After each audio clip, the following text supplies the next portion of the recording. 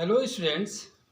पिछले दो वीडियो में हम लोगों ने लेसन 2 के पॉलिनॉमियल में क्या क्या देखा।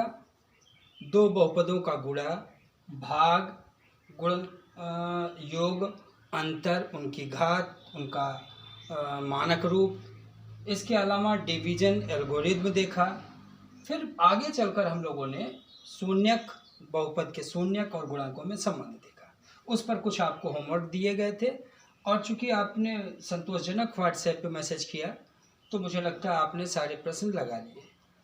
आज के वीडियो में हम लोग पार्ट 3 में क्या देखेंगे, शेषफल प्रमेय, गुणनखंड प्रमेय और गुणनखंड प्रमेय का विलोम। इससे रिलेटेड कुछ बातें हम लोग पहले कर चुके थे। स्टूडेंट्स, शेषफल प्रमेय क्या होता है आपने 9th में पढ़ा था, इसको फिर से एक बार दोहरा लें। यदि px एक या एक से बड़ी घात का बहुपद हो, यदि px एक या एक से बड़ी घात का बहुपद हो और एक कोई वास्तविक संख्या, तो x माइनस a से px में भाग देने पर जो शेषफल आता है वो pa के बराबर होता है। स्टूडेंट्स एक बार फिर से देखें, यदि px एक या एक से बड़ी घात का बहुपद हो, एक कोई वास्तविक संख्या हो, x माइनस a से px में भाग दें तो जो शेषफल आएगा वो pa होगा। इसी को हम कहते हैं शेषफल प्रमेय। ठीक, आइए एक छोटा सा एग्जांपल लेते हैं स्टूडेंट्स। अगर मैंने px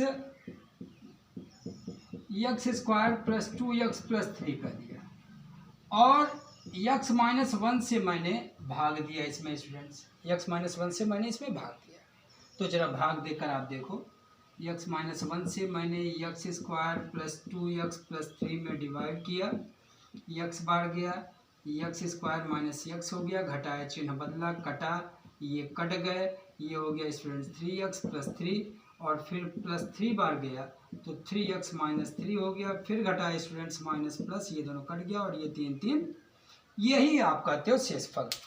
चूंकि इसकी घात स्टूडेंट्स इसके घात से छोटी हो गई, घटाने से प्राप्त हुई, तो ये हो गया शेषफल या रिमाइंडर। अब आइए अपने थ्योरम से हम देखें, शेषफल प्रमेय से शेषफल देखें। a की जगह आपने क्या रखा है स्टूडेंट्स 1, तो x की जगह हम 1 रख दें। जरा p1 आप देखो क्या आएगा, p1 1 का स्क्वायर 1 प्लस 2 इंटू 1 और प्लस 3, 1 का स्क्वायर 1 हो गया, प्लस 2 हो गया, प्लस 3 हो गया। स्टूडेंट्स ये क्या आ गया, यहाँ हमने भाग देकर शेषफल निकाला था और यहाँ बिना भाग दिए ही शेषफल आ गया। ठीक, मुझे लगता है स्टूडेंट्स आपको ये ज़्यादा रुचिपरक लगा होगा कि बिना भाग दिए शेषफल ज्ञात कर सकते हैं।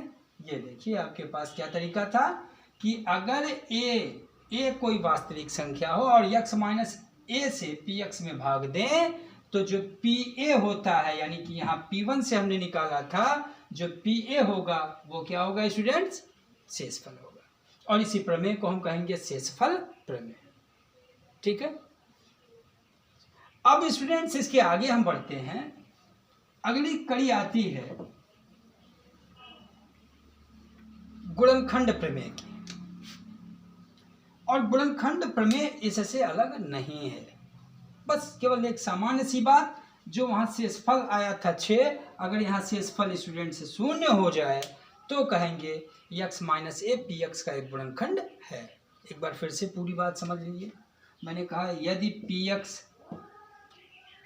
एक या एक से बड़ी घात का बहुपद हो और a कोई वास्तविक संख्या हो तथा हम x माइनस a से px में भाग दें और जो pa आए वो 0 हो जाए। pa क्या है स्टूडेंट्स, pa को ही हमने शेषफल कहा था, शेषफल 0 हो जाए तो कहेंगे x माइनस a px का एक गुणनखंड है।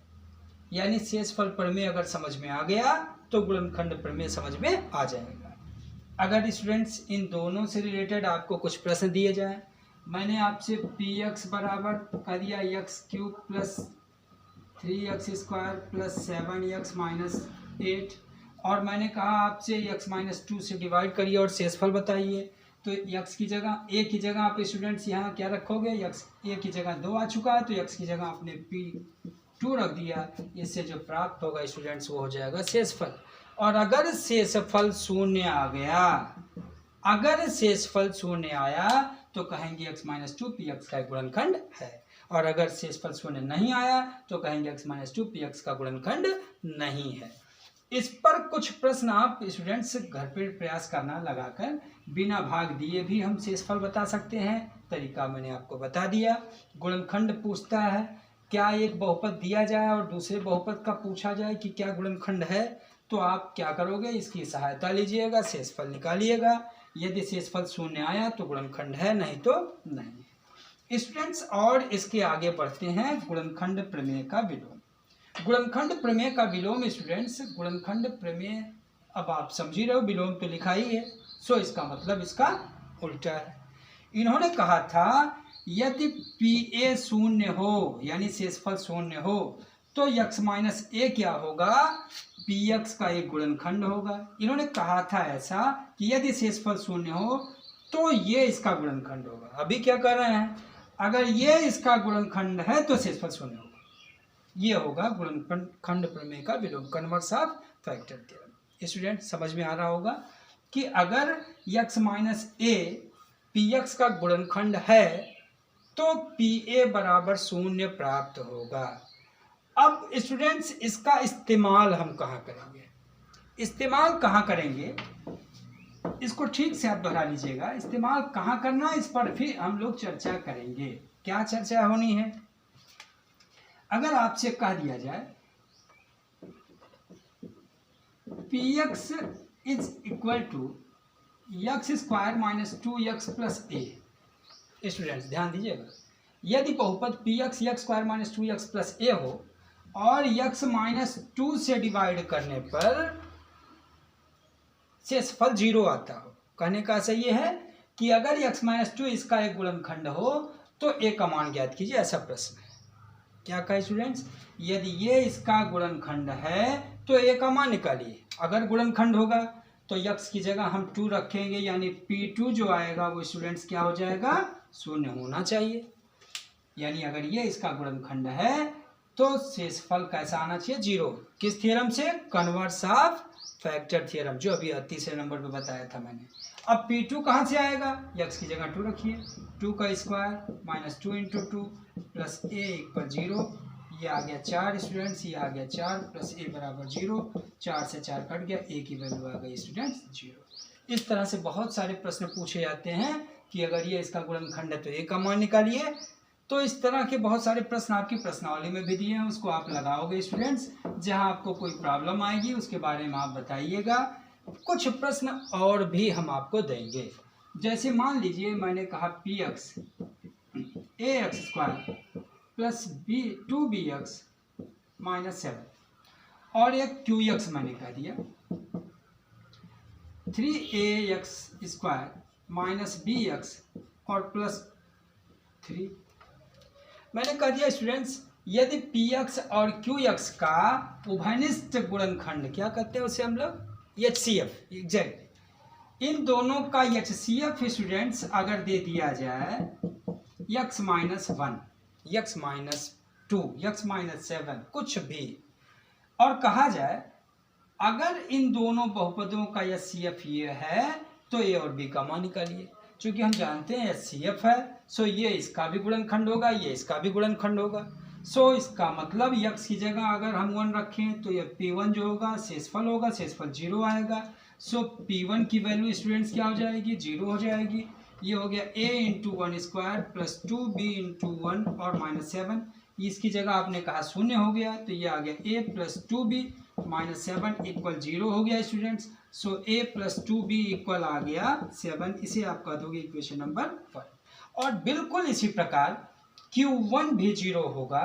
सो यहाँ से मिलेगा 1 का स्क्वायर 1, 1 3 जा 3, 3a और माइनस b 1 जाए b equal minus 3, equation number 2। Students in दोनों समीकरणों को हम सॉल्व करके ए और बी का मान ज्ञात कर लेंगे। आपको स्टूडेंट्स इसमें तो कोई संदेह नहीं होगा, आपने 8th में भी पढ़ा है, 9th में भी पढ़ा है। आप चाहो तो यहाँ 2 से मल्टीप्लाई कर दो, 2b जोड़ दीजिएगा, ये दोनों कट जाएंगे, फिर a का मान आ जाएगा। a का मान आप किसी इक्वेशन में रख दोगे तो b का मान आ जाएगा। इस प्रकार स्टूडेंट्स आपको ये सारे प्रश्न लगाने हैं। इससे रिलेटेड बोर्ड परीक्षाओं में प्रश्न पूछे जाते हैं। आप इस तरह के प्रश्न आप अपने प्रश्नावली से लगाइएगा। जहाँ कहीं भी दिक्कत होगी आप बताइएगा व्हाट्सएप के द्वारा, आपके सोल्यूशन आपको प्रोवाइड करा दिए जाएंगे। स्टूडेंट्स, घर पर रहिए, सुरक्षित रहिए, सरकार के संपूर्ण निर्देशों का पालन करिए। घर पर रहकर आपके पास जो उपलब्ध पाठ्य सामग्रियां हैं उसके द्वारा अपनी पढ़ाई करिए। आजकल आपके यहाँ बहुत सारी चीज़ें मुझे लगता है कि हम लोग व्हाट्सएप के द्वारा भी एक्सरसाइज वगैरह भेज देते हैं, उसके भी प्रश्न लगाइए। अगर आपको कहीं कोई दिक्कत आती है कि एक्सरसाइज कैसे करें, तो हम लोग और भी व्हाट्सएप पे आपके भेज देंगे। ठीक है, इसको लगाइएगा, इससे रिलेटेड और कहीं डाउट होगा तो बताइएगा। Thank you.